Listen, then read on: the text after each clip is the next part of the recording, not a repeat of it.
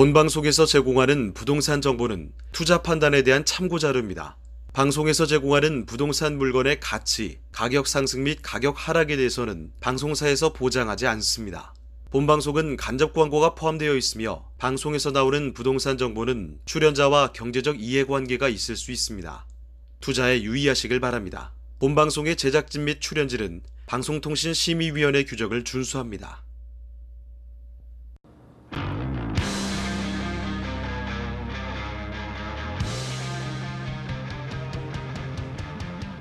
부동산의 모든 고민이 통하는 길, 부동산 시그널. 안녕하세요. 진행의 김주영입니다. 새해에도 당첨 시 수억 원의 차익을 얻을 수 있는 로또 청약이 화두가 될 것으로 보입니다. 서울 강남권에서는 방배, 반포, 잠실 등 분양가 상한제 단지가 잇따라 공급될 것으로 보이고요. 또 용산 지역에서도 연내 재건축 물량 중에 일반 분양 물량이 나올 것으로 예상이 되고 있습니다. 현재 부동산 시장 대출 규제와 또 정치적 불확실성이 더해지면서 관망세가 짙어지고 있는데요. 그만큼 시장은 확실한 차익이 예상되는 안전마진 단지에 쏠릴 것이다라고 전망하고 있습니다. 부동산 시그널, 오늘도 투자에 도움되는 다양한 정보들 준비했습니다. 방송 시청하시다가 궁금한 사항들 있으시면 언제든지 연락 주시면 되는데요. 022128-8562번, 022128-8562번으로 연락 주시면 됩니다. 또 카카오톡을 통해서도 소통 가능하다는 점 참고해 보시면 좋을 것 같은데요. 토마토 집통 검색하신 후에 채널 추가해 주시면 다양한 정보와 소식들 전달해 드리고 있고요. 또 상담 남겨주시면 저희 방송 중에 부동산 전문가가 생생하게 고민 해결 도와드리겠습니다. 유튜브 통해서도 채팅 참여 가능하다는 점 확인해 보시고요. 오늘도 여러분들의 시그널 기다리고 있겠습니다. 저희 본격적으로 시작하기 전에 화면을 통해서 참여 방법 다시 한번 확인하고 오시죠. 당신의 부동산 물음표, 시그널을 보내주세요. 부동산 해결사가 당신의 고민을 해결해 드립니다. 첫 번째, 전화 또는 문자를 통해 당신의 궁금증을 속 시원하게 해결해 드립니다.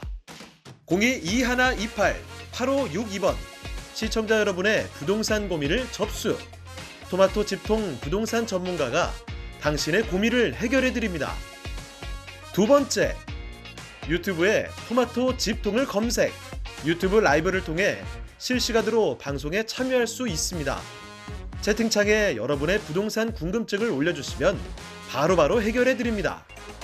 부동산 물음표가 느낌표로 바뀌는 시간, 부동산 시그널, 당신의 부동산의 해결사가 되어드립니다. 네, 본격적으로 부동산 시그널 시작해 보겠습니다. 첫 시간은 부동산 이슈 시그널 준비되어 있는데요. 오늘 이 시간은 미라클 팩토리의 전일수 대표와 함께합니다. 대표님, 안녕하세요. 네, 안녕하세요. 네, 오늘은 다세대 주택 관련한 이슈 준비해 주셨는데 네. 아무래도 아파트보다는 이 빌라나 오피스텔 리스크가 더 있다라고 생각하시는 분들이 많을 텐데 네. 이 부분에 대한 체크 포인트들 한번 짚어주신다고요? 네, 그 앵커님도 아파트가 더 좋으세요? 다세대 주택, 그러니까 빌라가 더 좋으세요? 저는 아무래도 아파트가 조금 더 좋지 않나 이런 생각이 있는데 그렇죠. 어떨까요? 네, 보통 대부분 선호하는 상품이 아파트인데 네. 우리가 경매를 하다 보면 아파트만 할 수 없잖아요. 그리고 상대적으로 만약에 서울에 있는 아파트를 내가 하겠다 그러면 돈이 좀 많이 들어가죠. 투자금이 그쵸. 많이 들어가니까 네. 내가 재개발이 될 수 있는, 아니면 지금도 내가 바로 거주를 할 수 있는 빌라가 대체 상품이 될 수 있는데, 오늘 그런 빌라를 볼 때 어떤 점을 좀 유의해서 내가 조사를 해야 되는지, 그거에 대해서 오늘 말씀드리려고 합니다. 네, 그럼 본격적으로 시작해 보겠습니다. 네, 그 요즘에 빌라 관련된 이제 기사들을 보면 사실 좋은 내용이 별로 없어요. 네, 근데 최근에 이제 발표된 것 중에 이렇게 빌라, 그러니까 비아파트죠. 빌라 같은 경우 비아파트 청약할 때 무주택 기준이 완화가 된다고 합니다. 그러니까 작년 12월 31일 날, 그러니까 발표된 지가 얼마 안 됐어요. 그러니까 25년도부터 이런 수도권 소재 60제곱미터 이하에서 85제곱미터 이하로 완화가 되고, 그다음에 공시가격도 수도권 1억 6천에서 5억까지 이런 조건들이 이제 다시 올해 25년도에는 생기니까 우리가 빌라를 좀 관심 있게 봐야 되는 이유 중에 하나겠죠. 그리고 이제 빌라 하면 우리가 많이들 딱 생각하는 게 개발이죠. 노후 빌라. 그래서 그런 것들이 지금 서울 같은 경우나 여러 지역에서는 이렇게 정비가 많이 되고 있어요. 그래서 여기도 보면 그 뉴빌리지 사업이라고 해서 종로, 그다음에 뭐 지방 이렇게 지금 새로 개발이 되는 이런 빌라들이 많이 있으니까 이런 빌라를 가지고 관심 있게 또 투자하시는 분들이 많이 있습니다. 가장 빌라가 이제 많이 이제 사람들이 기피했던 이유 중에 하나가 이 전세 사기죠. 예, 전세 사기 때문에 빌라에 대해 이제 많은 부분들이 부정적으로 이제 얘기가 많이 나왔고 실제 그런 사건도 많이 있었죠. 그래서 빌라 같은 경우는 전세로 이제 사람들이 잘 안 들어가죠. 기피를 하게 됩니다. 그래서 빌라를 전세로 들어갈 때는 보증보험을 꼭 가입을 이제 하겠다고 얘기하는 임차인분들이 많기 때문에 공시가의 126%로 해서 이제 전세를 들어가거나 아니면 아예 그냥 월세로만 들어가죠. 그래서 지금 얘기 나오는 것들이 빌라는 이제 월세화가 돼 있다고 점점 그쪽으로 가고 있다고 얘기를 하고 점점 전세를 찾기가 힘들다고 얘기를 하잖아요. 그래서 그렇다 보니까 월세가 많이 올라갔어요. 앞으로 언제까지 이렇게 계속 갈지는 모르겠지만 나중에는 다시 뭐 전세로 돌아올 수도 있겠죠. 그래서 빌라가 월세 거래가 전세를 추월을 했어요. 근데 월세도 계속 올라갈 수는 없잖아요. 그 월세 주거 부담이 비용이 높다라고 하면 그 부분도 어느 정도 올라가다가는 다시 전세로 전환될 가능성이 있거나 아니면 매매로 전환될 가능성이 있기 때문에 우리가 이렇게 빌라에 대해서 분위기가 안 좋거나 이럴 때 좀 남들과 다르게 한번 또 살펴보고 투자를 미리 해놓으시면 좋을 것 같습니다. 자, 빌라를 보면 연도별 어떻게 형태가 특이점들이 있어요. 그래서 1980년대 되게 오래된 빌라죠. 이 빌라들은 보통 2층이나 3층으로 구성이 되어 있고 90년대에 지어진 빌라들은 보통 4층으로 구성이 되어 있는데 우리가 흔히 얘기하는 이제 빨간 벽돌 집이 있는 게 이제 거의 90년대 된 빌라죠. 그리고 반지하도 있어요. 그리고 2000년대 빌라는 이제 다가구 형태를 이제 띠고 있고 2002년도 이후에는 가장 좀 특이한 게 필로티 구조가 있어요. 그래서 이 필로티 구조 때문에 주차장 확보가 좀 용이하죠. 그래서 주차를 좀 더 거기 사시는 분들이 거주자분들이 좀 편하게 할 수 있는 구조로 만들어진 게 2002년 이후에 지어진 빌라들이 보통 이런 구조를 형태를 띠고 있습니다. 이거를 좀 인지를 하시고 이제 빌라를 보실 때 이게 몇 년도식 빌라가 되겠구나 이렇게 생각을 하시면 되겠죠. 자, 빌라 임장을 할 때 우리가 필수적으로 체크를 해야 될 것들이 있어요. 우리가 빌라라고 하면 아파트보다 거래가 많이 없죠. 아파트보다 거래가 많이 없기 때문에 내가 현장 조사를 정말 꼼꼼하게 하셔야 돼요.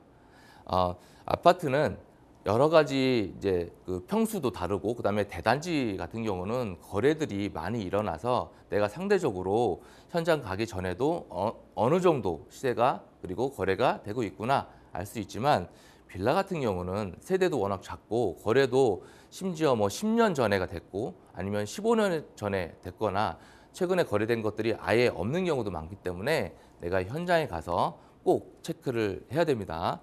빌라 한다 그러면 임장을 꼭 하셔야 돼요. 안 하시면 안 됩니다. 자, 빌라 임장할 때 어떤 부분을 좀 체크를 해야 되는지 살펴볼게요. 빌라 같은 경우는 이제 옥상이나 바닥에 또 외벽, 재질, 그 금광곳, 그다음에 천장하고 바닥 누수들을 체크를 하셔야 돼요. 특히나 구축인 빌라를 내가 조사를 한다 그러면 이런 부분은 필수적으로 보셔야 되죠. 왜냐하면 나중에 내가 낙찰을 받거나 이랬을 때 이런 누수가 있으면 또 추가 비용이 들어가기 때문에 내가 사전에 현장에 가서 뭐 가격만 조사하는 게 아니라 이렇게 빌라는 이 빌라의 어떤 상태, 컨디션을 더 꼼꼼하게 보셔야 된다는 거죠.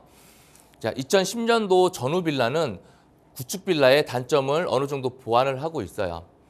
그래서 우리가 뭐 정말 재개발, 되게 오래된 빌라를 투자할 거 아니면 보통 너무 오래된 빌라를 내가 산다? 그러면 여러 가지 그 추가 비용이 들어갈 수 있기 때문에 그래도 한 10년에서 15년 정도 되는 빌라를 내가 낙찰을 받아야 실거주를 하기도 좋다라고 생각을 합니다. 물론 그 지역에 되게 다 노후도가 높아서 그리고 재개발이 되는 지역이라면 이렇게 2010년 이후 빌라들은 많이 없을 수도 있지만 그래도 그중에 이렇게 연식이 조금 준신축급이 있다 그러면 그 물건은 좀 더 자세하게 조사를 하셔서 꼭 좋은 가격으로 낙찰 받았으면 좋겠습니다. 요즘 빌라도 보면 인테리어가 되게 잘 돼 있어요. 고급 젤들도 쓰고 있고 그 예전에는 뭐 단열이나 뭐 방음, 뭐 결로 이런 것들이 많이 이제 문제가 돼서 기피를 했는데 요즘에 이제 그 건축이 되고 있는 빌라들은 이런 부분들을 다 어느 정도 해소를 하고 있습니다. 그리고 서비스 공간 확장 여부도 우리가 꼭 체크를 해보셔야 돼요. 발코니 부분을 확장을 해서 공간을 좀 넓게 쓸 수가 있거든요.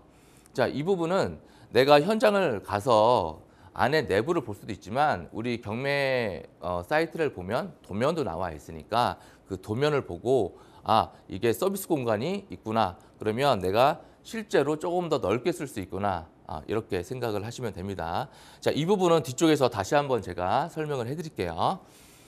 그리고 요즘 빌라들은 보안이 많이 강화가 돼 있죠. 웬만하면 이제 CCTV나 뭐 1층에 보안키 다 이렇게 누르고 들어갈 수 있고 주차 공간도 잘 확보가 돼 있죠. 그래서 차단기도 돼 있는데 좀 오래된 빌라들은 사실 CCTV나 이런 보안키도 이제 없고 그다음에 주차 공간도 좀 용이하지가 않죠. 이게 요즘 같은 경우는 사실 이제 1인 가구들이 많기 때문에 여성 이제 혼자 사시는 분들도 많죠. 이제 그런 분들은 이렇게 좀 저런 보안에 대한 부분이 굉장히 또 중요하게 생각을 하기 때문에 내가 낙찰을 받아서 어떤 투자를 한다, 뭐 임대를 놓는다 그럴 때는 이렇게 이런 보안이 잘 돼 있는 빌라를 보시는 게 훨씬 더 용이하다고 생각을 합니다. 자, 우리가 부동산 볼 때 이 향을 좀 보죠. 무조건 우리는 남향이 좋다라고 하는데 아파트 같은 경우는 사실 뭐 남향, 남동향, 남서향 이런 것들이 많은데 빌라는 북향도 많아요. 북향도 많습니다. 그런데 북향이라고 해서 뭐 안 좋은 거 아니야? 이렇게 생각할 수도 있지만 북향이라도 막힘이 없는 것이 있으면 그거는 그래도 선호하는 주택이 될 수 있습니다. 내가 남향이라고 해도 빌라 같은 경우는 앞에 있는 어떤 빌라나 어떤 구조물 때문에 막혀 있다고 그러면 사실 그거는 의미가 없죠. 그래도 북향이라고 해도 앞에 막힌 게 없고 뻥 뚫려져 있으면 그거는 그렇게 선호도가 나쁘지 않으니까 꼭 남향만 찾을 필요는 없다 이렇게 생각을 하고요. 빌라 같은 경우는 같은 평수라도 구조가 달라요. 그러니까 그 개별성이 다르거든요. 똑같은 15평의 빌라지만 옆에 빌라하고 실제 이제 경매로 진행되는 빌라가 구조가 다를 경우가 굉장히 많죠. 같은 15평이지만 어떤 거는 투룸, 어떤 거는 쓰리룸 뭐 이렇게 다를 거니까 그 빌라에 대해서 꼭 평수가 옆에 빌라하고 같다라고 해서 구조도 비슷하겠거니 이렇게 생각하시는 게 아니라 그 경매 물건 그 빌라의 구조를 정확하게 파악을 하셔야 됩니다. 아까 얘기한 대로 이 서비스 면적이 있는지 체크를 해야 된다고 말씀을 드렸죠. 왜냐하면 공간을 넓게 쓸 수 있으니까. 그리고 빌라를 하면서 가장 여러분들이 조금 조심해야 될 것들이 있어요. 우리 경매 물건을 보다 보면 빌라를 많이 보게 되는데 거기에 건축물 대장을 우리가 볼 수 있거든요. 건축물 대장에 근린생활시설이라고 되어 있으면 사실 그거는 주택이 아니에요. 그 우리 다세대 주택처럼 보이지만 건축물 대장에는 근생으로 돼 있다, 어떤 사무실로 돼 있다, 한의원으로 돼 있다. 그거는 주택이 아니라 이런 그 근생시설이니까 내가 낙찰을 받고 대출을 받을 때도 사실 대출이 안 나올 수도 있고 굉장히 좀 어려울 수 있습니다. 그리고 나중에 내가 팔 때 매도를 할 때도 분명히 어려움이 있을 거니까 내가 건축물 대장을 꼭 보셔야 된다는 거죠. 빌라를 내가 한다라 그러면 보통 뭐 4층, 5층 된 빌라가 있는데 2층에 이제 경매가 나왔다 그러면 2층에 그 빌라처럼 생겼다고 그래서 아 이게 빌라겠거니 생각하는 게 아니라 건축물 대장을 꼭 확인하자. 그래서 건축물 대장에 다세대 주택, 도시형 생활주택 이런 게 아니라 그린생활시설, 사무실 이런 게 돼 있으면 가급적 피하자. 이렇게 말씀을 드릴게요. 자, 아까 제가 그 서비스 면적에 대해서 말씀을 드렸는데 요거를 보시면 좀 이해가 빠르실 거예요. 보통 우리가 이제 도면을 보면 이렇게 확장형 발코니라고 이렇게 있습니다. 근데 우리가 원래 이제 등기상으로는 예를 들어서 13평인데 이렇게 확장형 발코니가 있으면 실제 한 3평 정도를 더 쓸 수가 있는 거예요. 그래서 실사용 평수는 16평이니까 등기로는 13평이지만 실제 들어가서 내가 쓸 수 있는 실사용 면적은 16평이다. 그래서 더 넓게 쓸 수가 있고 이렇게 돼 있는 빌라들은 내가 나중에 임대나 매도할 때도 훨씬 더 유리한 부분이 있겠죠. 그래서 여러분들이 빌라를 볼 때 이렇게 도면을 보고 확장형 발코니가 있다라고 한다면 실제 사용 전용 면적보다 조금 더 넓게 쓸 수 있겠구나 이렇게 생각을 하시면 되겠습니다. 자, 우리가 경매를 하다 보면 아파트만 보게 되는 경우가 많은데 이렇게 다세대 주택으로도 내가 조사만 잘 하면 그리고 실제 내가 가격만 잘 받으면 좋은 물건으로 좋은 위치에 있는 물건으로 내가 편하게 그다음에 안전하게 투자할 수 있으니까 여러분들이 빌라에 관심이 있다 그러면 이렇게 빌라를 가지고 임장을 꼼꼼하게 하시고 전문가와 상담을 하신 다음에 좋은 투자 하셨으면 좋겠습니다. 네, 2025년 이 다세대 주택에 대한 기준들이 완화된다는 점 긍정적으로 볼 수 있겠는데요. 하지만 현재 다세대 주택 시장 분위기가 좋지 않다라고 생각하실 수도 있겠지만 미리 준비하는 부분들도 필요할 것 같습니다. 오늘 정리해 주신 체크 사항들 잘 확인해 보신 후에 투자에 참고해 보시면 좋을 것 같고요. 혹시나 도움이 조금 더 필요하다 하시는 분들은 022128-8562번 022128-8562번으로 언제든지 연락 주시면 될 것 같습니다. 문자 상담, 전화 상담 모두 가능하고요. 오늘 부동산 이슈 시그널은 다세대 주택 체크 사항들 확인해 봤습니다. 그럼 이어지는 시간은 부동산 투자 시그널입니다. 오늘은 경매 물건 서울시 용산구 도원동에 위치한 아파트 준비해 주셨는데요. 경매 물건 오늘 어떤지 바로 확인해 보시죠. 네, 오늘 물건을 이제 살펴볼게요. 서울시 용산구 도원동에 있는 도원삼성 레미안 아파트예요. 21층입니다. 21층이니까 층수도 굉장히 좋죠. 이게 전용이 25평 정도 되니까 우리 이제 32평짜리 아파트라고 보시면 돼요. 이게 9월 달에 13억 8,600만 원에 시작을 해서 지금은 한 번 유찰이 돼서 11억 8천만 원 11억까지 한 떨어진 물건입니다. 그래서 지금 감정가 대비 한 2억 정도 이렇게 떨어진 물건인데 지금 시세는 어떤지 그리고 권리상 어떤 문제가 있는지 없는지 계속 살펴보도록 하겠습니다. 자, 용산 같은 경우는 사실 이제 수요에 대비 공급이 많이 부족해요. 그러니까 23년도부터는 거의 이제 공급이 없죠. 공급이 없다 보니까 이쪽에 내 집 마련을 해놓으면 계속 어떤 공급이 없다 보니 이제 거기에 따른 반사익을 좀 누릴 수 있겠죠. 그래서 이런 지역에 있는 내가 물건을 꼭 보실 필요가 있는 거예요. 이렇게 공급이 사실 부족하면 나중에 내가 임대를 놓더라도 훨씬 더 좋은 가격으로 놓을 수가 있기 때문이죠. 자, 용산구 지역별로 입지를 한번 볼게요. 제가 이제 요거를 보면 25년도 같은 경우가 이제 한강로 2가 쪽에 있고 그 다음에는 24년도에 좀 있었어요. 그러니까 작년에. 그리고 26년도, 27년도, 28년도에는 아예 없습니다. 그렇기 때문에 오늘 이 물건을 내가 경매로 잘만 취득한다면 더 좋은 기회가 될 수 있을 거예요. 면적별 입주량을 보면 대부분 이렇게 30평대가 많습니다. 물론 뭐 이렇게 40평대도 있는데 20에서 한 40평, 50평대 요 평수가 가장 많았어요. 24년도 때는 이 30평이 가장 많았고요. 자, 그리고 동별로 한번 볼게요. 동별로 지금 가격들이 어떻게 움직이고 있는지 그거를 보면 지금 한남동이 사실 매매가, 전세가가 제일 높죠. 제일 높고 그다음에 우리가 이제 경매물건 볼게요. 이 도원동인데 도원동은 지금 이제 매매가는 상승을 하고 있고 전세가는 조금 주춤한 상황인 것 같아요. 이제 이런 걸로 봐서 지금 용산에 어느 동이 조금 분위기가 좋구나, 안 좋구나 이거를 한눈에 볼 수 있겠죠. 자, 지금 이제 가격대 시세가 지금 어떻게 움직이고 있는지 한번 이제 보면 지금 이제 매매가 그래도 계속 좀 올라가고 있고 전세도 조금 올랐다가 지금은 살짝 이제 보합을 하는 것처럼 보이지만 지금 이때 한참 올랐다가 지금 떨어져서 매매는 다시 이제 가고 있는 상황인 거죠.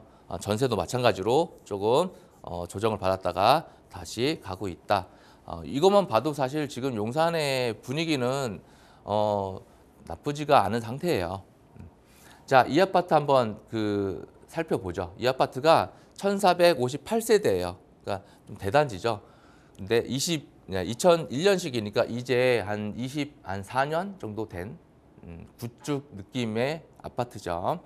그래서 이 아파트는 그래도 이제 레미안이니까 브랜드 아파트죠. 그러니까 위치도 좋고 브랜드 아파트다. 그리고 대단지다. 아파트니까 여러분들이 관심을 가지고 좀 보셨으면 좋겠어요. 자, 시세를 한번 볼게요. 이 아파트의 이제 그 구조를 보면 32평 A 타입이에요. 그러니까 32평이 A 타입, B 타입이 있는데 경매 나온 거는 요 A 타입입니다. A 타입. A 타입이 방 3개, 화장실 2개죠. 우리가 흔히 얘기하는 뭐 부평, 국민평형이라고 얘기하니까 이거는 이렇게 보시면 될 것 같고 A 타입, B 타입이 어떻게 다른지 그다음에 실제 내가 부동산에 가서 조사를 했을 때 가격 차이가 있는지 선호도가 있는지 그런 것들을 좀 체크를 해보셔야 되겠죠. 자, 등기부 현황을 볼게요. 권리사항 어떤 문제가 있는지. 2017년도에 이제 소유권 이전이 됐어요. 그리고 나서 이제 요 근저당이 말소 기준 걸리고 이 밑에는 다 포함해서 이 근저당 포함해서 다 말소가 되는 거예요. 이 앞에 근저당 앞보다 누가 먼저 전입을 했거나 어떤 권리가 있으면 이제 선순위가 있겠지만 소유권 이전을 하고 그날 대출을 받았으니까 이게 주담대 대출을 이제 구입을 하면서 받은 거죠. 그래서 권리사항은 아무 문제가 없다. 그래도 우리 매각물건 명세서는 꼭 봐야죠. 경매를 한다라 그러면 이 매각물건 명세서를 우리는 꼼꼼하게 살펴봐야 돼요. 여기 보면 이제 임차인이 이제 있는데 여기 이제 전입이 2022년도 1월 10일 날 돼 있어요. 근데 아까 우리 근저당권이 언제죠? 말소 기준 권리가 2017년도 7월 12일이죠. 그러니까 한참 후순이에요. 5년 뒤에 전입이 돼 있으니까 여기 뭐 점유자가 있어도 후순위 임차인이기 때문에 명도 대상이다. 인수할 게 없다. 그렇게 생각을 하시면 되겠죠. 자, 이 아파트의 이제 사진을 보면 이런 식으로 생겼어요. 레미안 아파트고 이제 24년 5년이 가다 보니까 사실 이제 구축 느낌이 나긴 하는데 이렇게 지하 주차장도 있습니다. 지하 주차장도 있고 여기 이제 보안 키나 이제 이런 것들이 있어서 우리가 흔히 볼 수 있는 그런 아파트라고 생각을 하시면 돼요. 자, 이 아파트 실제 이제 거래되는 것들을 한번 볼게요. 24년도 10월 달에 19층이 14억 2천만 원이 거래가 됐어요. 올해 24년, 그러니까 작년도 24년도에도 거래가 그래도 꾸준히 뭐 13억 후반에서 뭐 14억 초반 이렇게 거래가 꾸준히 되고 있는 단지였고 전세도 거래가 꾸준히 되고 있어요. 전세도 뭐 6억 8천, 7억까지도 이제 거래가 됐으니까 여러분들이 만약에 내가 이거를 먼저 전세로 맞춰놓고 나중에 들어가야지 했을 때는 이 전세 가격이 중요하겠죠. 전세 흐름도 중요하고 그래서 이 전세 가격을 좀 잘 살펴봐야 됩니다. 현재 매물들을 보면 13억 5천, 저층이죠. 근데 우리는 로얄층이죠. 네, 13억 5층부터 13억 5천부터 14억까지 고층이 나와 있습니다. 지금 최저가가 한 11억까지 떨어졌죠. 그러니까 가격적으로는 충분히 메리트가 있는 거예요. 그리고 이제 다른 동이나 다른 층도 15억 5천까지도 나와 있죠. 그러니까 이 물건이 지금 저층은 14억 후반이고 고층은 15억 5천까지. 아까 우리 최저가가 한 11억 정도니까 우리 경매 물건도 19층이니까 로얄층이죠. 그러면 우리 호가 가격 기준으로 지금 4억 이상 좀 싸게 접근해 볼 수 있다. 이렇게 생각을 하시면 됩니다. 전세는 6억 8천부터 뭐 7억 초반까지 이렇게 나와 있으니까 전세 가격도 여러분들 한번 같이 살펴보셨으면 좋겠어요. 자, 입지를 보죠. 사실 뭐 입지는 볼 게 없죠. 뭐 너무 좋겠죠. 해당 아파트가 이제 여기에 있고 여기에 6호선 효창 공원 압력이 있고 뭐 공덕역도 가깝고 5호선 그다음 마포역 5호선도 가깝고 인근에 이렇게 학교들이 다 있어서 뭐 학군이나 그다음에 어떤 그 입지 이런 것들은 너무너무 좋죠. 예, 그래서 위치는 더할 것이 없이 좋으니까 특히나 또 용산이잖아요. 물론 마포 옆에 있는 용산이라 용산에서 조금 더 용산 중심부보다는 조금 외곽에 있지만 그래도 이 용산의 32평 아파트를 한 11억대로 내가 접근해 볼 수 있다라고 하면 그거 자체만으로도 충분히 메리트가 있는 겁니다. 자, 이 아파트 인근에 이제 학군을 보면 학군이 되게 좋은 편이에요. 네, 학군도 이렇게 좋은 편이고 그다음에 환경도 굉장히 좋죠. 환경 점수도 92점이에요. 근데 가장 높은 게 교육이에요. 교육. 그러니까 이쪽에는 어떤 학군, 그다음에 학원 이런 것들이 교육이 굉장히 좋은 지역이라고 이제 볼 수 있겠죠. 여기 이제 보면 여기 학원가들이 이렇게 굉장히 많아요. 학원가들 굉장히 많고 이렇게 지금 개발도 지금 되고 있으니까 앞으로 지금도 입지나 어떤 이런 것들이 환경이 좋지만 앞으로 더 좋아질 환경이라고 생각이 듭니다.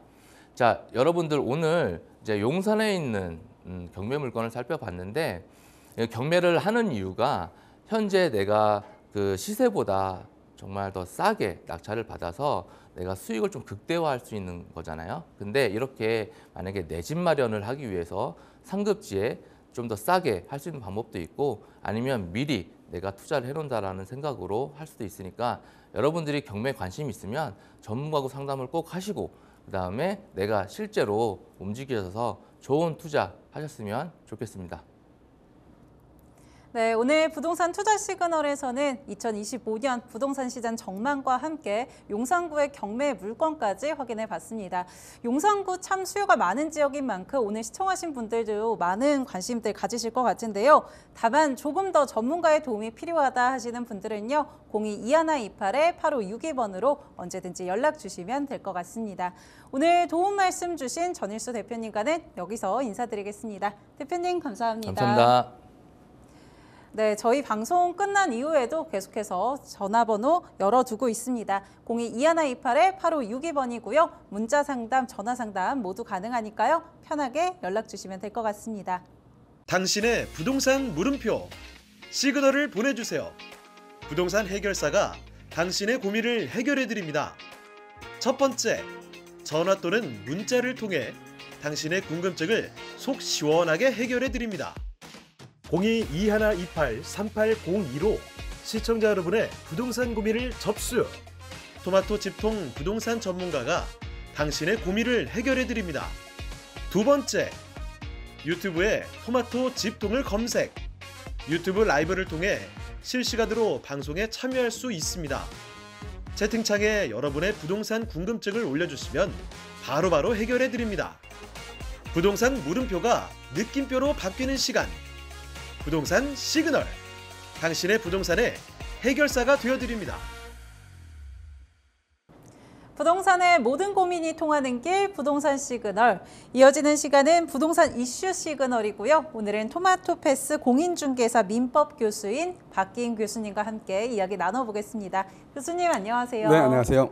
네, 오늘은 재개발 정비사업 절차도 준비를 해주셨는데 네. 사실 이 재개발이라는 게 호재이기도 하지만 이 기간에 대한 부담이 또 있잖아요. 네, 그렇습니다. 네, 그렇기 때문에 절차를 좀 더 잘 알면 네. 투자 판단에 대한 도움도 될 수 있을 것 네, 같은데요. 그렇습니다. 네, 네. 본격적으로 한번 시작해 볼까요? 네, 지금부터 강의를 한번 시작해 보도록 그렇게 하겠습니다.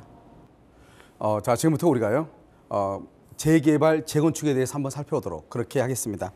저는 지금 부산에서요, 재개발을 시행을 하고 있고요. 그 다음에 지금 현재 수원에서는 수원 월드컵 제1구역이라고 하는 데가 있거든요. 수원의 월드컵 경기장 바로 앞에 보면은요. 그래서 월드컵 1구역 재개발하는데 거기서 자문을 하고 있거든요. 그래서 제가 직접 시행을 할 때보다는요, 자문을 하다 보니까 여러 사람들이 많은 질문들을 해오더라고요. 그래서 과연 어느 시기에 우리가 재개발에 대해서 투자를 해야 되는지, 또 어느 시기에 있어서 빠져나가야 되는지, 끝까지 가야 되는지, 이런 것들에 대해서 잘 모르더라 이 말이죠. 그래서 이제 어떤 생각을 하는 거냐면, 재개발을 전체적으로 계략적으로 어느 정도 알아야 되겠다. 물론 자세히 설명하면 너무 시간이 많이 걸리니까요. 계략적으로 재개발에 대해서 먼저 여러분들에게 먼저 설명을 해드리고, 거기에서 이제 중요한 이슈들이 있죠. 뭐 1+1이라든가 뭐 그다음에 재개발과 재건축을 구분하지 못하는 분들도 또 계신단 말이죠. 그다음에 조합원의 지위란 것이 무엇인지, 그다음에 입주권이라든가 분양권을 어떻게 구별하는 것인지, 이런 것들을 가지고 여러분과 소통하도록 그렇게 하겠습니다. 먼저 이제 재개발 정비사업 절차도라고 하는 것이 이렇게 쭉 나와 있잖아요.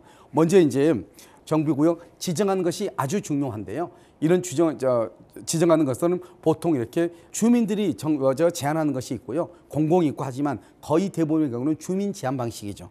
그런데 이 주민 제안 방식이 수원시의 경우는 뭐로 바뀌었다? 공모제도로 바뀌었다. 이것을 여러분들이 알고 있으면 되는 것이에요. 자, 그래서 이제 그 다음에 이제 구역 지정이 됐단 말이에요. 지금부터 이제 중요해요. 구역이 지정되면 그 다음에 이제 뭐를 하냐? 조합 설립 추진위원회라고 하는 것이, 지금까지는 이제 가칭이죠. 가칭 추진위원회죠. 준비위원회죠. 그런데 지금은 이제 여기서 이제 조합 설립 추진위원회가 만들어지죠. 그러면 이 추진위원회에서 뭐를 하기 위해서? 조합을 설립하기 위해서. 그래서 지금은 조합 방식하고 그다음에 신탁 방식이 있는데요. 사실 신탁 방식이라고 하는 것이 지금은 이렇게 정착이 되지 않는 과도기적 상태에 있기 때문에 저는 지금 여기서 무슨 방식을 얘기하느냐? 조합 방식을 가지고 여러분한테 설명을 할 거예요. 물론 신탁 방식도 중요하죠. 하지만 신탁 방식도 다 나름대로 다 장단점이 다 있는 것이에요. 그래서 가장 이제 우리가 전통적으로 하는 것이 바로 뭐다? 조합 방식이기 때문에요.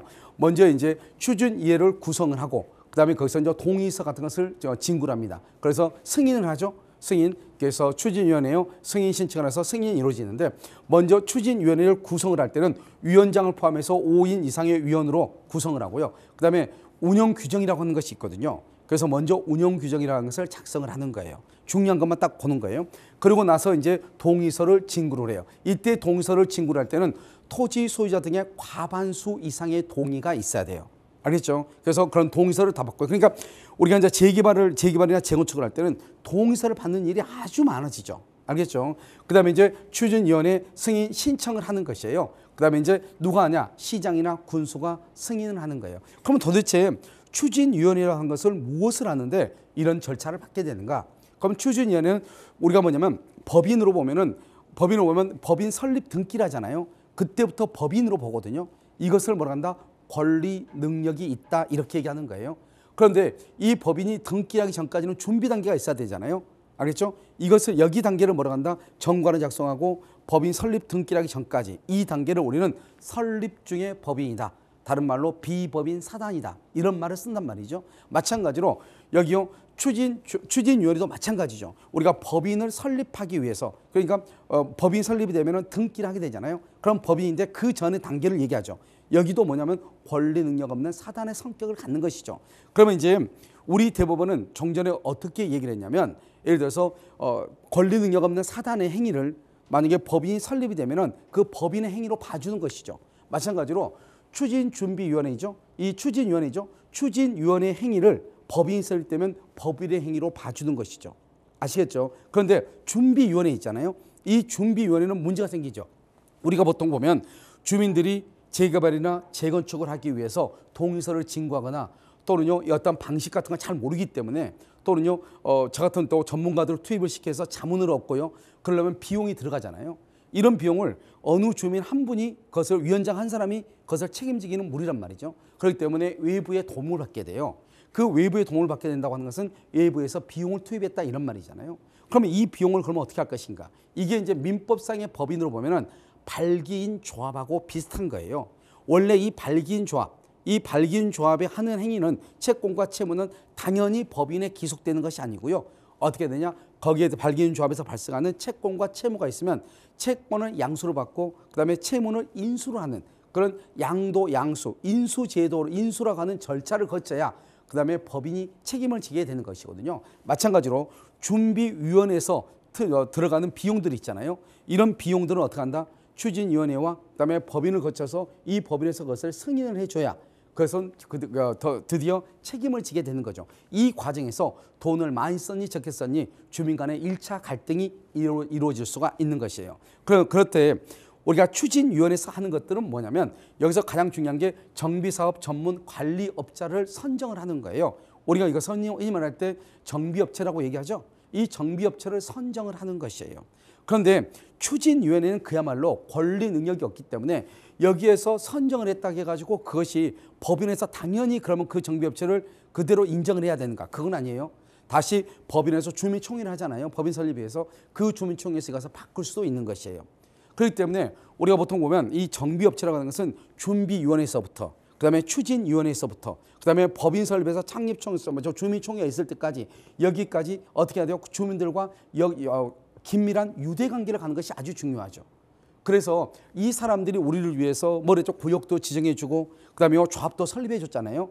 그러면 이 사람들이 가장 우리 이 구역의 사업지에 대해서 가장 정확하게 알고 있는 분들이잖아요. 그러니까 이 분들을 믿고 같이 가는 것이죠. 그다음에요. 여기서 이제 정관. 우리가 이제 조합에서는 뭐를 하죠? 나중에 이제 조합이 설립하려면 정관을 작성하고 그 정관 작성에 대해서 주민들의 추인이 있어야 돼, 승인이 있어야 될 거 아니에요. 그래서 이제 정관에 대해서 초안도 작성하고 이런 것을 하는 것이 뭐라고 하냐? 추진위원회가 하는 것이다. 이렇게 이제 보시면 되는 거죠. 이것은 지금 뭐냐면 제가요 재개발 재건축에 대해 있어서 책을 지금 만들고 있단 말이죠. 한 300페이지 정도요. 그 책을 만들고 있는 내용의 일부를 가지고 지금 여러분한테 강의를 하고 있는 거예요. 그 다음에 이제 추진위원회가 설립이 되죠. 그 다음에 뭘 하냐? 이제 조합을 설립을 하는 것이에요. 이때 조합을 설립하는데 추진위원회하고 조합은요. 만약에 신탁 방식에 의한 경우는 생략이 가능해요. 신탁 방식에는. 그렇게 되면 어떻게 되냐? 주민들이 실질적으로 여기에서 신탁 방식에 갔을 때는 주민들의 목소리를 낼 때가 많잖아요. 알겠죠? 그렇기 때문에 주민들은요. 자기네들의 방식으로 간다고 하면은 어떤 방식을 주로 취한다? 조합 방식을 주로 취한다 이 말이에요. 그게 전통적인 방식인 것이고요. 그다음에 요즘에는 이제 뭐가 되냐면 하도 이제 그 건설 공사비 같은 것이 이렇게 폭등하고 이렇게 하다 보니까 중간중간에 지금 건설사들이 짓다가 지금 멈춰 있는 것들이 있죠. 왜냐하면 추가 분담금을 요구하고 갈등이 있어가지고요. 그러다 보니까 신탁 방식을 선호하는 경향이 지금 최근에 이렇게 일어나고 있지만 사실은 신탁 방식을 할지라도 마찬가지예요.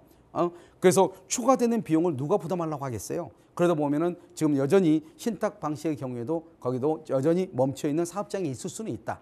그러면 이런 것들을 그러면 줄이고 리스크를 줄이고 이것을 단기간 안에 이것을 해결할 수 있는 방법은 무엇인가? 그것의 가장 중요한 것은 뭐냐면 주민들이 되도록이면 주민 간의 갈등이 없어야 돼요. 항상 보면 여러분요 A라는 사람이 조합장이다 위원장이다 그러면 꼭 반대파들이 꼭 생긴단 말이죠. 그러면 이 반대파들이 뭐가 문제가 되냐? 비대위를 설립을 하고요. 그다음에 이 비대위에 설립된 사람들이 소송을 제기하고 가처분 하고 이러다 보면은 이건 엄청나게 큰 위험 부담이 생기는 거죠. 그러니까 가장 중요한 건 뭐냐면 주민들 간의 갈등을 최소화하는 방법. 그다음에 주민들과 어떠한 특히요 법적인 문제, 소송적인 문제를 최소화하는 방법이 너무너무 중요하단 말이죠. 그렇게 하려면 어떻게 해야 되느냐? 먼저 우리가 추진위원회라든가 조합 설립 이 단계에서 이 단계에서부터 어떻게 해야 되냐? 하나하나 우리가 보면은 해계 지침이라든가 그다음에 선거 규정이라든가 여러 가지 재개발 재건축에 해당하는 여러 가지 지침이라든가 규정이라든가 법이라든가 하는 것들이 다 있단 말이죠. 그럼 할 때 어떻게 하면 되냐? 추진할 때 아주 간단한 것이요. 그런 규정이라든가 지침이라든가 그다음에 법이라든가 시행령이라든가 시행규칙이라든가 여기에 준해서 모든 서류를 만들면 되는 것이에요. 알겠죠? 그래서 모든 것을 거기에 맞게끔 우리가 진행을 하게 되면은 재개발 재건축에 대해서 다른 제3자들이 여기서 태클을 걸 리가 없잖아요. 그러니까 항상 우리가 추진위원장이라든가 그다음에 조합장이나 하는 분들은 항상 이것을 염두에 두고 항상 어떤 테두리 안에서 법의 테두리 안에서 사업을 진행을 해야 돼요. 알겠죠? 그리고 항상 어떻게 해야 돼요? 또 하나는 전문가의 자문을 구하는 것이 아주 중요하다 이 말이죠. 그래서 이제 조합을 설립하기 위해서는 어떻게 해야 돼요? 동의서를 진구를 해야 돼요. 어떻게 해야 된다? 토지 소유자의 4분의 3 이상의 동의를 받아야 되고 토지 면적의 2분의 1 이상이에요. 알겠죠? 보통 4분의 3, 조합원의 4분의 3 이상이 동일하게 되면은 보통은 토지 면적의 2분의 1 이상은 동일한 것으로 봐지는 거예요. 거의 대부분 다 똑같으니까요. 그다음에 여기서 창립총회하죠. 여기서 이제 창립총회가 아주 중요하죠. 여기서 이제 어떻게 한다? 여기서 이제 창립총회는 어떻게 하냐면 그 조합원들이요 100분의 20이 무조건 직접 출석해야 돼요. 우리는 선거는 회의에 참여하는 방식은 여러 가지 있어요. 대의에 인회한 방식이 있고요. 그다음에 전자 방식에 의한 방식이 있고요. 직접 참여 방식이 있고 서면에 의한 방식이 있고 여러 가지가 있는데 가장 중요한 것은 적어도 100분의 20 이상은 직접 참석을 해야 돼요. 그게 안 되면 창립총회 창립총회가 그것은 설립이 안 되는 것이에요. 알겠죠? 그다음에 정관을 확정하고 임원을 선임하고 대의원을 선임을 하고 그렇게 해가지고 이제 조합 설립을 신청을 하고요. 그리고 나서 이제 조합 설립이 인가가 되는 것이에요. 알겠죠? 그래서 조합 설립 인가되면 이제 우리가 뭐가 이루어지냐? 사업 시행을 할 수 있는 준비가 끝난 것이에요. 무슨 말인지 아시겠죠? 그리고 난 다음에 뭘 한다? 등기를 하는 것이에요. 등기하게 되면 이제부터 뭐가 되냐? 법인격을 취득을 하고 다른 말로 하면 권리 능력을 취득하게 돼. 사람에는 두 가지가 있단 말이죠. 나와 같은 자연인이 있고 그다음에 법에 의해서 인정되는 법인이라고 하는 것이 있단 말이죠. 그리고 난 다음에 이제 시공자를 선정을 하는데 시공자 선정 같은 것은 이렇게 이제 절차 같은 거니까 이것은 이제 기본서에서나 보는 것이지 중요한 것은 아니니까요. 그다음에 뭐냐? 사업 시행 인가를 받아야 돼요. 알겠죠? 사업 시행 계획에 의해서 사업 시행 인가를 받는단 말이죠. 그래서 이제 여기서 이제 보면 사업 계획 수립을 하고요. 그다음에 나중에 이제 인가를 받는단 말이죠. 그래서 이제 사업 시행 인가를 받게 되면 중요한 것은 뭐냐? 조합 설립하고 나서 여기서 이제 사업 시행 인가 후에 관리처분 계획 인가가 나오기 전까지 여기서 감정 평가를 해. 지금부터가 이제 중요해. 여러분한테요. 지금부터가요. 여기서 이제 보면 관리처분 계획이라고 하는 것이 있잖아요. 그래서 사업 시행 인가가 끝나면은 뭘 하냐? 이제 감정 평가를 해요. 땅에 대해서 평가가 이루어져. 이 땅에 대한 평가 지금부터 이제 내 재산에 대한 모든 것이 여기에서 이루어지는 것이에요. 알겠죠? 그러니까 내 재산이 만약에 10억이다. 그러면 10억이다. 그러면 그 10억이라는 것을 알아야 내가 분양을 신청할 때 우리가 1+1이라고 하는 것이 있단 말이죠. 내가 여기서 이제 권리가액이 예를 들어서 10억이에요. 그런데 내가 두 개를요, 분양을 신청하고 싶어요. 그러면 하나는 30평인데 5억이에요. 그러면 하나는요, 우리가 이제 25평, 60평방미터 이하의 평수를 선택하게 돼 있어요. 하나는요. 그러면 25평이 만약에 4억이에요. 나는 10억인데 권리가액이. 그러면 30평은 5억이고 만약에 25평은 4억이다. 그럼 두 개를 합하면 9억밖에 안 되잖아요. 그럼 나는 1+1으로 두 개를 내가 신청할 수 있는 거예요. 그런데 나의 권리가액은 10억인데요. 30평짜리가요 6억이고요. 만약에 예를 들어서 25평짜리가 5억이에요. 그럼 이건 두 개를 합하면 11억이 되잖아요. 그럼 11억이 되면 그럼 어떻게 돼요? 그러면은 나는 10억인데 11억이 되면 안 되잖아요. 그럼 그때는 어떻게 하냐? 하나만 선택하고 나머지에 대해서는 현금 청산을 받는 것이에요. 그런 것을 이제 알 수 있는 게 어디냐? 지금요 관리처분 계획을 하면서 종전 자산평가, 종후 자산평가를 추정해서 하는 거예요. 종후 자산평가라고 하는 것은 이제 우리가 이제 그 조합원 분양하고요 일반 분양을 하고 난 다음에 그 수익을 얘기하는 것이잖아요. 그래서 이게 종전 자산평가 이것을 이제 한단 말이죠. 그래서 재개발의 경우는 대지하고 건물은 따로따로 계산해서 합하는 것이고, 알겠죠? 이렇게 해가지고 한단 말이죠. 그래서 이제 이걸 이제 종전 자산평가하고 종후 자산평가 이걸 알아야 비례유리한 걸 많이 들어봤죠? 비례유리한 것이 나온단 말이죠. 그럼 비례유리한 것은 전체 이제 여기서 좀 이따 뒤에서 나오니까 그때 보고요. 그다음에 이제 일반인들의 우리 조합원들의 분양 신청을 받아요. 알겠죠? 여기서 분양 신청을 하지 않으면 현금 청산으로 가는 거예요. 이걸 내가 알아야 내 가치가 얼마인지 알아야 내가 분양 신청을 할 것인지 말 것인지 알 거 아니에요. 그래서 분양 신청 기간을 준단 말이죠. 그래서 통지를 한 날부터 30에서 60일 이내에 기간을 정해서 한단 말이죠. 그러고 난 다음에 이제 관리처분 계획을 수립을 해. 수립하고 나서 이제 관리처분 계획이 뭐가 된다? 인가가 되는 거죠. 알겠죠? 그래서 이제 관리처분 계획이 쭉 되잖아요. 그럼 여기에서 이제 여러분들이 이제 뭐를 보냐면 여기서 이제 봐봐요.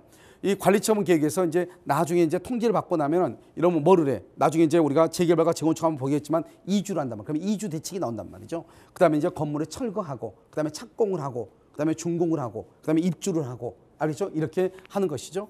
그래서 이제 여기가 이제 중요하고요. 관리처분에서 특히 여기가 중요한 것이에요. 이 관리처분에서 중요한 것은 종전 자산 가치를 평가를 해. 그걸 자본금이라고 하는 거예요. 이게 종전 자산 가치를 평가를 하고요. 그다음에 사업비를 산정을 해요. 사업비는 뭐죠? 들어가는 비용이잖아요. 얼마만큼 들어갈 것이냐. 공사비, 금융비용, 기타 비용, 부대 비용 있죠. 이런 비용들을 또 산정을 해요. 그리고 종후 자산 가치를 추정을 하죠. 왜냐하면 예를 들어서 조합원 분양은 몇 세대고 일반 분양은 몇 세대인데 수익은 얼마다. 이것을 종후 자산 가치를 산정을 해. 이것을 우리가 뭔다? 수입이다. 이렇게 얘기하는 거잖아요. 그래서 뭘 한다? 비례율인데 비례율은 사실 여기서 나오는 거예요. 이 비례율이라는 것은 뭐냐? 종후 자산에서 총 사업비를 공제를 해. 총 사업비. 이 종후 자산에서 총 사업비를 공제하고요. 종전 자산 가치라고 하는 것이 이제 이것은 이제 우리가 이제 그 기본 자본금이잖아요. 이 자본금으로 나누는 거예요. 내가 지금 이렇게만 설명하면 여러분이 모를 수 있는데 왜 그러냐면 사람들은 자꾸 비례율이 높아야 된다고 하는데 전혀 그렇지 않아요. 이러면요, 우리가 종후 자산 가치에서 사업비를 공제를 하고 그것을 종전 자산 가치로 나누는 거란 말이죠. 그러나 여러분 생각을 해봐요. 종전 자산 가치가 높아지면, 종전 자산 가치라는 것은 여러분의 비례율을 곱해서 여러분의 감정평가액을, 권리가액을 높이는 거잖아요. 높이면은 당연히 비례율은 떨어지게 돼 있죠. 알겠죠? 그렇기 때문에 비례율이 높다고 해서 좋은 게 아니고, 우리가 종전 자산 가치가 높다고 해서 좋은 게 아니고 실질적인 비례율이 높아야 되잖아요. 그럼 그 실질적인 비례율이 높으려면 어떻게 해야 되느냐? 가장 중요한 것은 사업비가 다운이 돼야 돼요. 그럼 사업비가 다운이 되려면 사업 기간이 어때요? 짧아야 되는 거예요.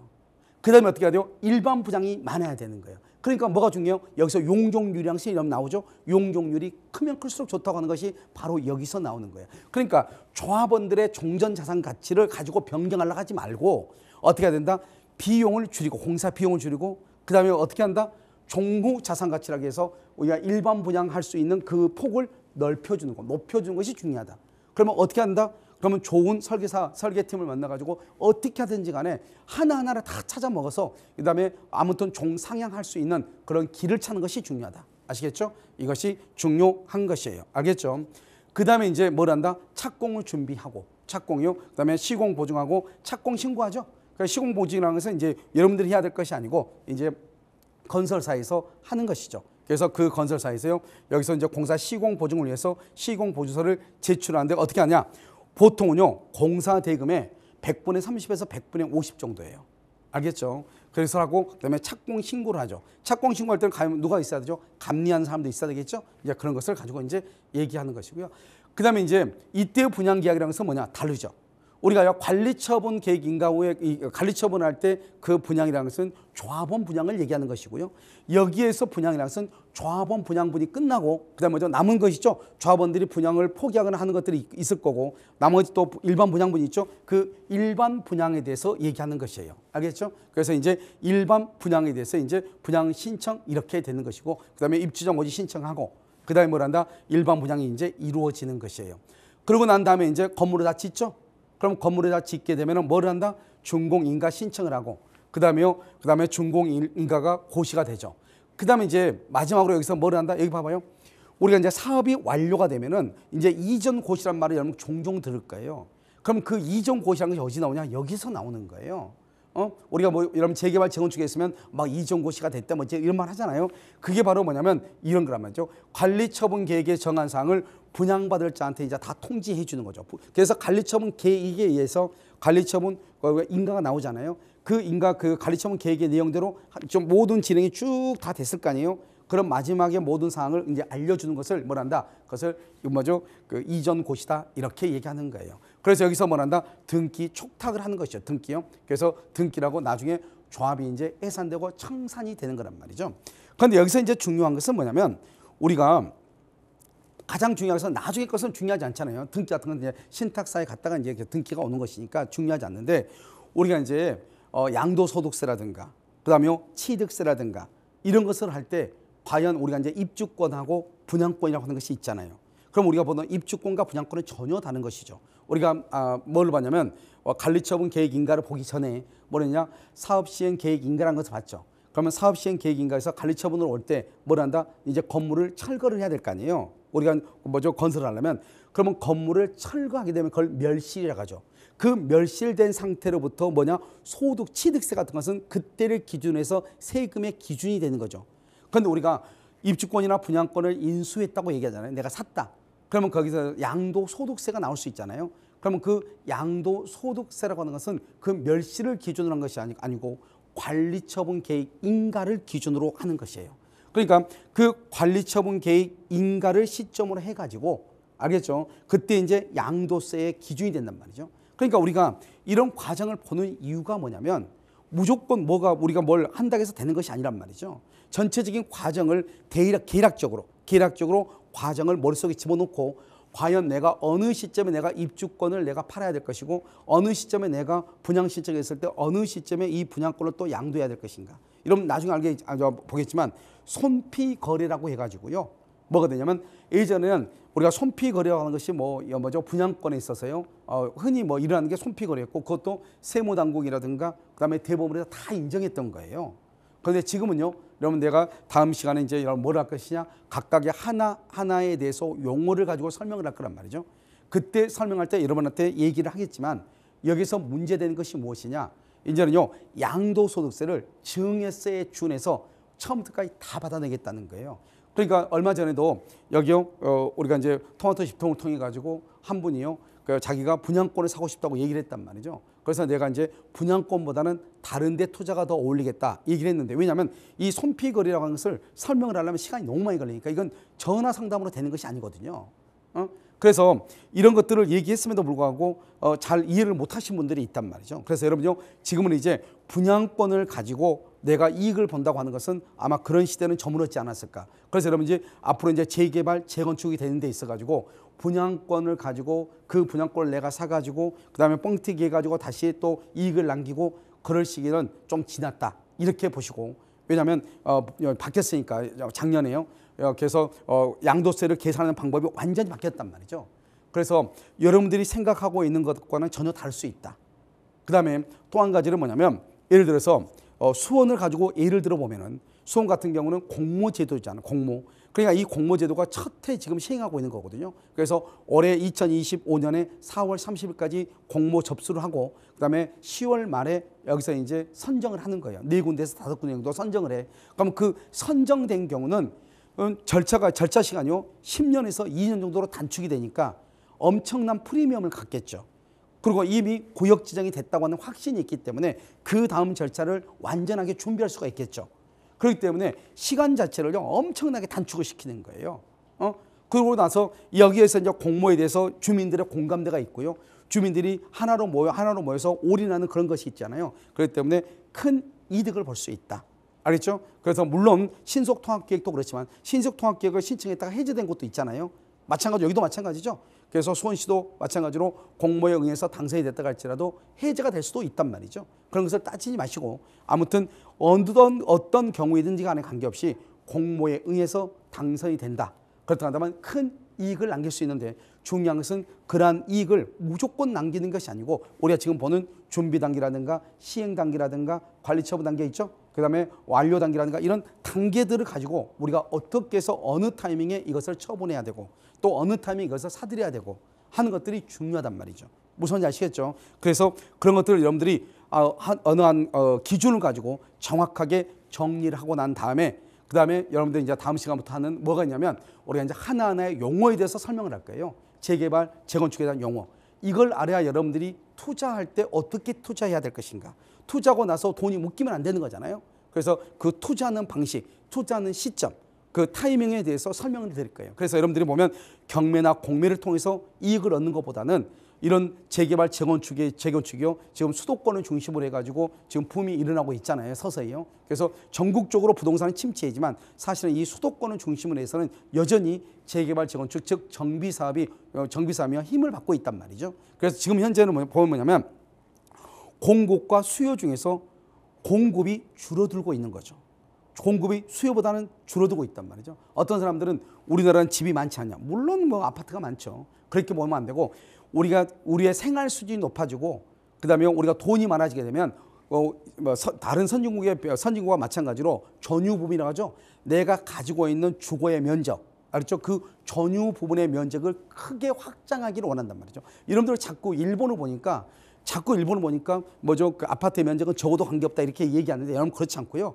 다른 유럽 선진국들을 보면은 이 주거의 면적, 그러니까 이것은 주거는 단순히 잠을 자는 것이 아니고 거기에서 생활과 문화와 그다음에 자기의 어떤 일상생활이 다 이루어지는 것이란 말이죠.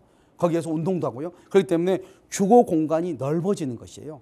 그러니까 예를 들어서 20평짜리 아파트가 45평으로 가는 거예요. 그러니까 우리가 재개발하게 되면 두 개가 몇 개로 되죠? 세 개를 합해야 하나의 그 주거 공간을 만들어낼 수 있는 그런 식으로 이렇게 줄어들어 가고 있단 말이죠. 그렇기 때문에 여전히 정비 사업은 힘을 받고 탄력적으로 운영될 것이다.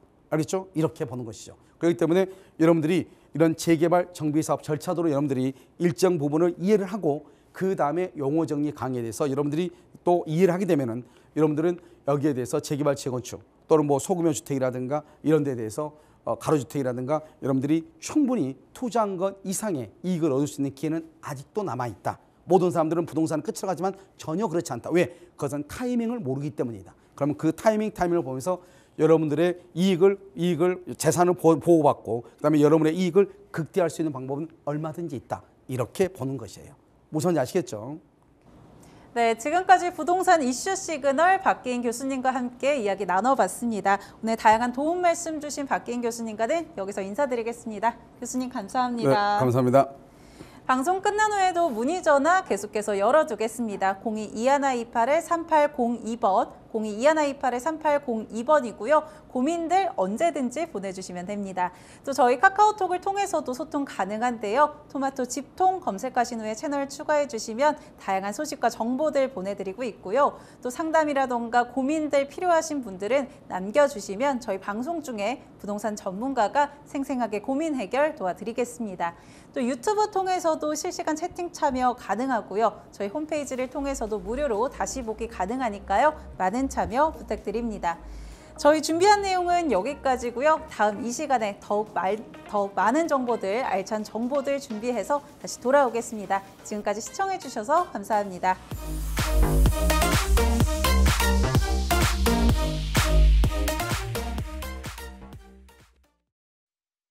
본방송에서 제공하는 부동산 정보는 투자 판단에 대한 참고 자료입니다. 방송에서 제공하는 부동산 물건의 가치, 가격 상승 및 가격 하락에 대해서는 방송사에서 보장하지 않습니다. 본방송은 간접 광고가 포함되어 있으며 방송에서 나오는 부동산 정보는 출연자와 경제적 이해관계가 있을 수 있습니다. 투자에 유의하시길 바랍니다. 본방송의 제작진 및 출연진은 방송통신심의위원회 규정을 준수합니다.